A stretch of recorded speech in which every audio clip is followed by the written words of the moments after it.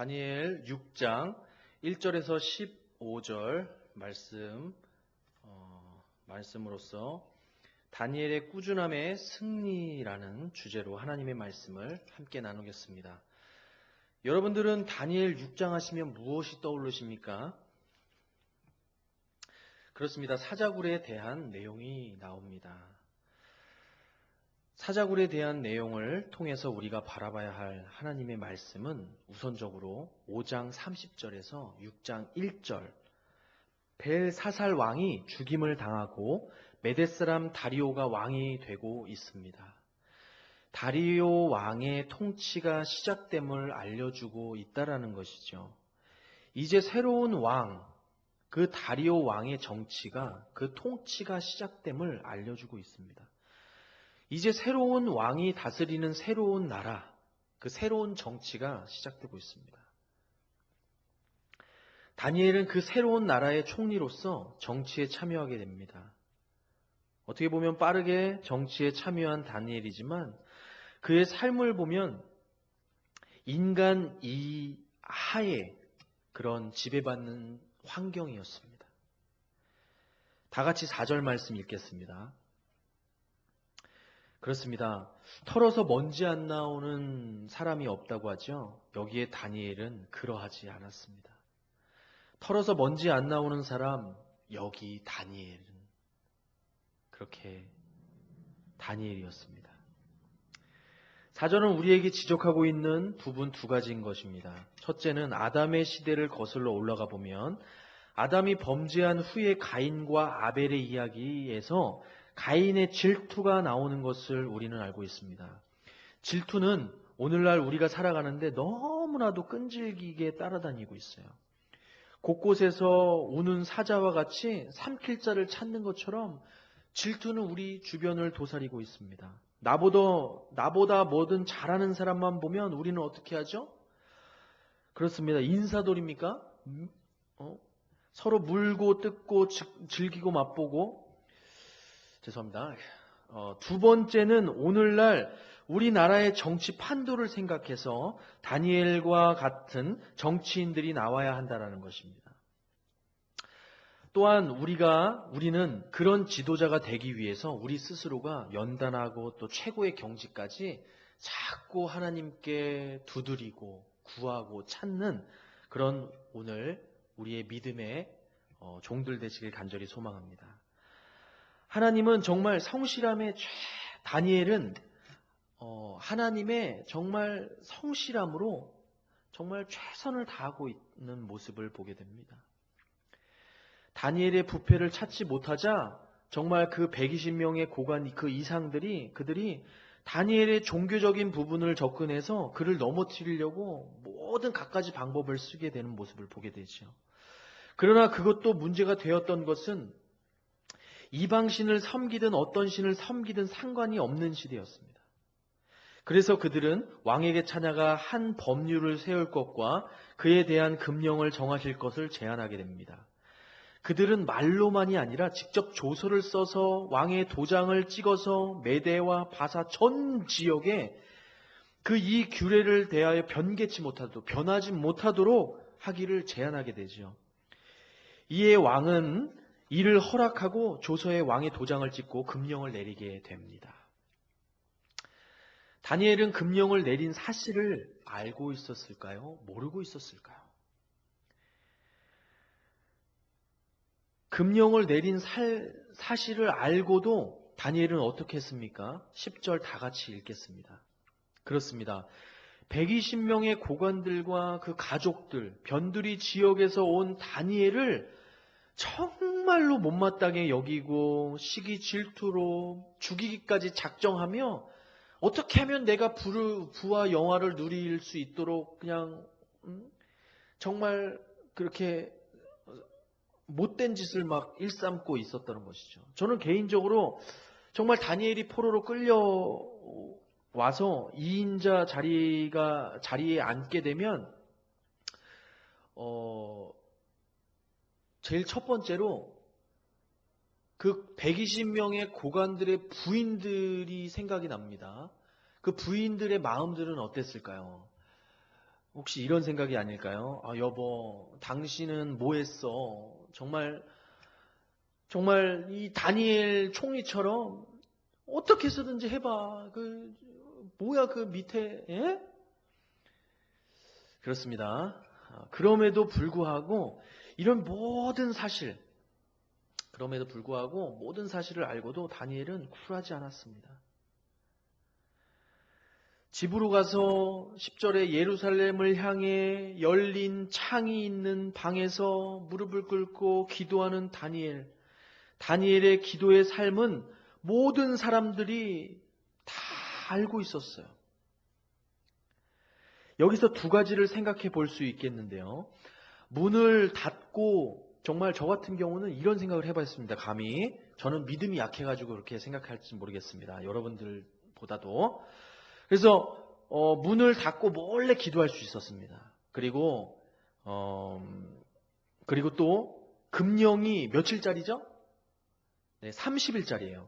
30일짜리 법이라 30일만 버티고 그 다음에 기도할 수 있었습니다. 그러나 결국 다니엘은 자기의 목숨을 구하기 위하여 하나님에 대한 자신의 예배를 절대로 타협하지 않았습니다. 30일 그 잠깐의 시간에 눈만 찔끔 감으면 내가 이렇게 위태한 상황이 되지 않을 텐데 라고 정말 다니엘은 생각 안 했을까요?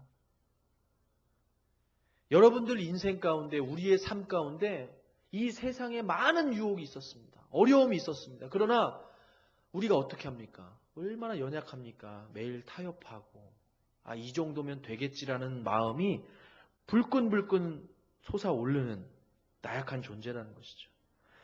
그렇습니다. 우리의 인생 가운데 우리의 모습은 어떻습니까? 이 자리에서 말씀을 전하고 있는 저 또한 매일 넘어지고 또 한숨밖에 안 나오는 자로 정말 하나님 앞에 정말 이런 찬양이 떠올립니다. 나 같은 죄인 살리신. 하나님을 예배한다고 하는 저의 궁핍함, 그 모습을 아시고 하나님께서 이런 깨달음을 주셨습니다. 9살짜리 꼬마 아이가 있었습니다. 그 아이의 손에 큼지막한 막대사탕이 들어있었죠. 그 사탕을 들고 먹으려고 하는 찰나 옆에 지나가던 어떤 아저씨가 얘야, 그 사탕 나한테 줄 수 있겠니? 라고 할 때 그 아이가 그 사탕을 아저씨한테 줬어요. 그 받아들은 그 아저씨는 그 아이에 대한 어떤 마음이었을까? 얼마나 기특할까요? 자기가 정말 먹고 싶어하고 정말 바로 앞에 그 달콤한 그 사탕을 정말 먹고 싶은 그 찰나 줘야 되는 가슴 아픈 그 상황 가운데 정말 하나님의 관계도 이런 관계이지 않습니까? 우리의 모습, 우리가 좋아하는 것, 우리가 생각하는 것, 우리가 계획하는 것, 내가 제일 좋아하는 그 우선순위가 무엇입니까? 바로 앞에 막대사탕처럼 내가 제일 좋아하는 것 하나님께 드릴 수 있습니까?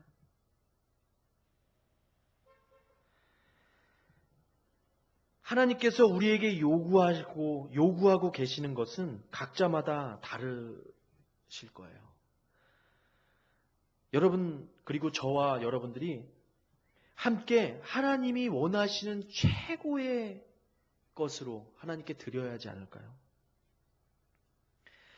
하나님의 사람 다니엘은 정말 꾸준하게 하나님이 원하시는 방법과 계획을 정확히 알고 정확히 알기에 이 세상과 타협하지 않았던 것, 하나님이 요구하시는 그 목적과 그 분명한 그 목적을 알고 있기 때문에 그 소중한 그 가치를 알기 때문에 절대로 타협할 수 없었다라는 것입니다.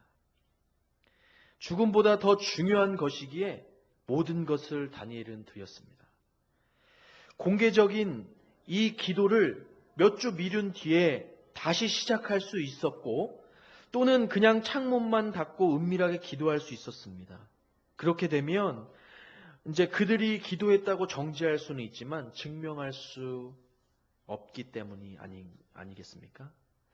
여러분들은 어떻게 생각하십니까? 때론 나에게 보이지 않는 곳에서 은밀하게 유혹하고 있는 그 유혹이 있지 않습니까? 그럴 때마다 말씀과 기도로 여러분들과 저가 간절히 이겨낼 줄 믿습니다. 두 번째로는 마가복음 4장 35절 41절에 이런 말씀이 있습니다. 예수님께서 배 뒤쪽에 주무시고 계셨습니다. 풍랑 때문에 배가 뒤집힐 상황이었습니다. 그때 배에 타고 있던 많은 사람들과 제자들이 두려움에 떨고 있었죠.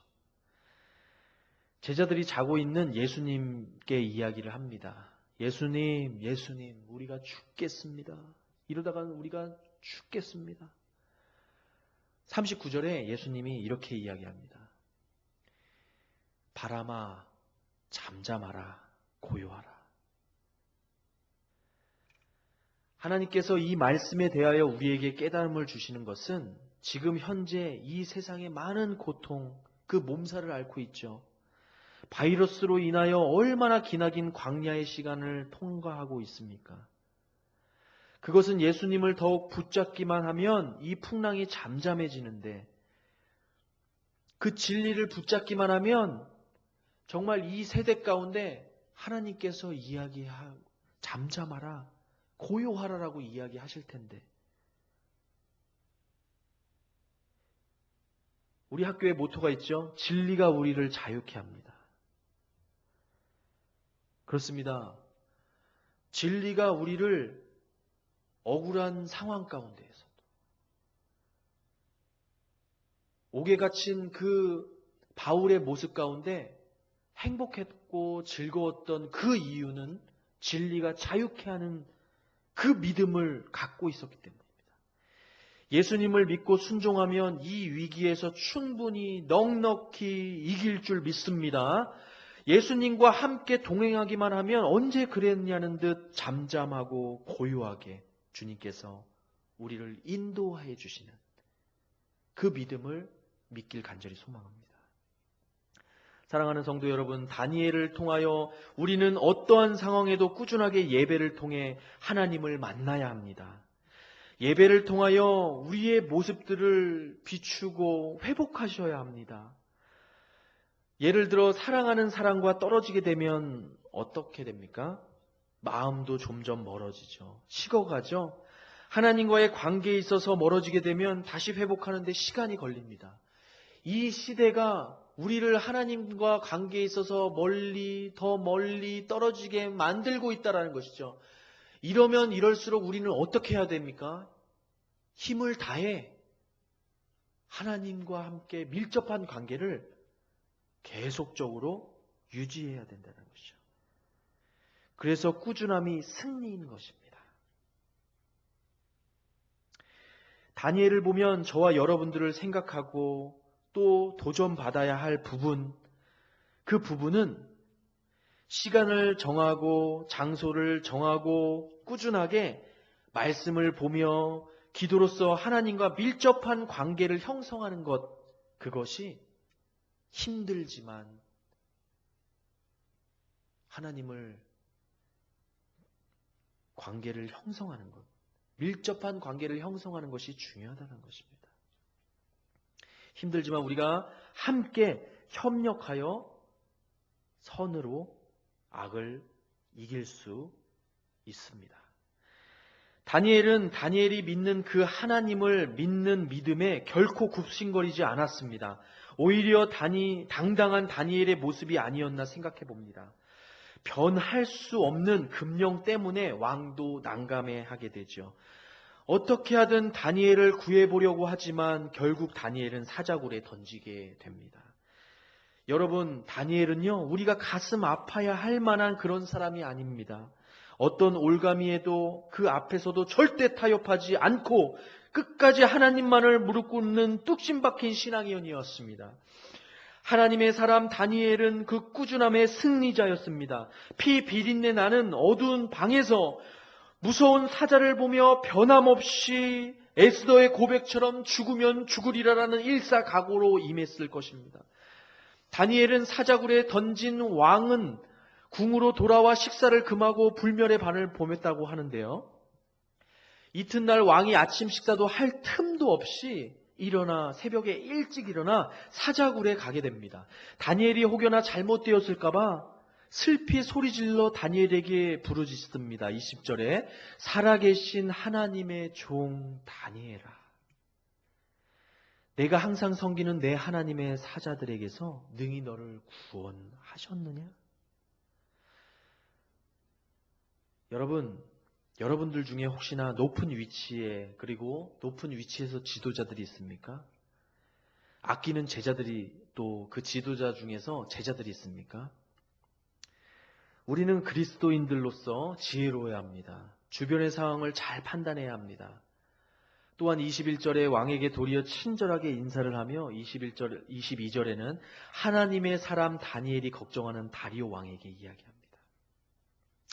다니엘이 다리오 왕에게 어떻게 이야기합니까? 천사를 보내어 사자들의 입을 봉하였으므로 사자들이 나를 상해하지 못하였다라고 이야기합니다. 그리고 후반절에 다니엘은 자신이 구원받은 두 가지 이유를 제시하는데요. 첫째는 나의 무죄함이 그 앞에 명백함과 왕 앞에서도 해를 끼치지 아니하였다라고 이야기합니다. 이 이야기를 들은 왕은 23절에 심히 기뻐하며 다니엘을 사자굴 밖으로 나오게 하게 되죠. 하나님이 다니엘의 친구들 느부갓네살의 풀무불에서 건져내셨던 그 이야기와 일맥상통하지 않는가 생각해 봅니다. 다리오 왕은 어쩔 수 없이 다니엘이 위험에 처한 상황에 아무것도 하지 못하였지만 24절에는 이를 모함하고 공경에 빠뜨리게 했던 모든 자들을 소환하도록 지시하게 됩니다. 사자들이 얼마나 많았으면 120명 정치인들과 그들의 가족들이 대상이었다고 합니다. 24절 하반절에 사자굴 바닥에 닿기도 전에 그 많은 사람들이 사자굴의 밥이 되었다는 것이죠. 또한 그 뼈까지도 부스러뜨렸다고 이야기합니다. 이 이야기는 너무나도 잔인하지만 오늘날 살아가는 우리네 인생 가운데 가장 크게 던지는 그 메시지는 이 어려움을 극복하는 그 길의 중심은 내가 길이요 진리요 생명이신 예수님의 그 은혜가 아닌가 생각해 봅니다. 어려운 시대를 살고 있습니까? 힘든 직장에서, 가정에서, 사업장에서 관계가 문제가 있고 틀어졌습니까? 문제 앞에서 진심으로 예수님을 따르는 주의 종으로 여러분 죽으면 죽으리라는 일사각오의 다짐으로 여러분들 주님께 신령과 진정으로 예배드리는 모습 되길 간절히 소망합니다. 우리 모두 이 시간에 기도했으면 좋겠습니다. 첫 번째로 하나님, 우리가 다 같이 도전하고 결단하고 싶은 것은 하나님, 우리 각자마다의 인생의 위기가 찾아올 때 하나님 다니엘처럼 그 하나님을 찾기 전에 나약한 우리의 모습을 내려놓게 하여 주옵소서. 회개케 하여 주옵소서. 두 번째, 하나님 사자굴에서도 두려움과 용기를 잃지 않고 정말 죽음 앞에서도 담대하게 나아갔던 다니엘의 모습처럼 이 시대를 내가 담대하게 나아갈 수 있는 자로 무장하게 해달라고, 그 지혜를 달라고 우리 기도했으면 좋겠습니다.